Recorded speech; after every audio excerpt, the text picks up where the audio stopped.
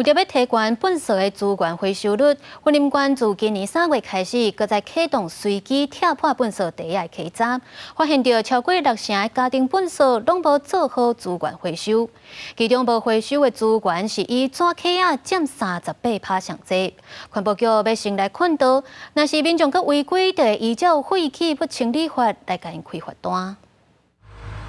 详细看粪扫场内底的粪扫，有真侪拢无做好粪扫的分类。为着要提高民众厝内粪扫的资源回收率，云林县为3月开始随机稽查1481地粪扫，发现有蓝喷甲爱资源回收的粪扫就占1000地，比例超过60%。有的可能是外面的一些住家啦，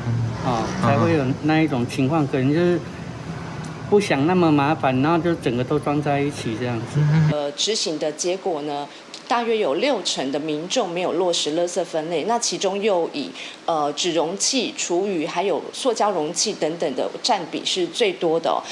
云林县环保局表示，随机稽查常常看到爱回收的物件无清理过就单掉，也有铁管仔甲玻璃杆仔拢直接等伫一般粪扫内底，可能会造成清洁人员受伤。嘛，互原来一天的一般粪扫清运量达到360公吨，比疫情正成长15%。即马会先看到，若无改善的，依照废清法，罚1200块以上6000块以下，而且会当连续处罚。目前为止，疫情过后呢，到目前已经增加到360吨了。那在这个1.5%的这个成长呢，事实上成为这个后端处理沉重的负担啊。环保局强调，为着要解决县内粪扫危机，最近透过粪扫资源法系统处理粪扫，目前县内暂时还有15万公吨，预计3年会当处理完。不过希望民众嘛爱落实分类甲减量，才会当量早达成目标。记者王伟雄云林报道。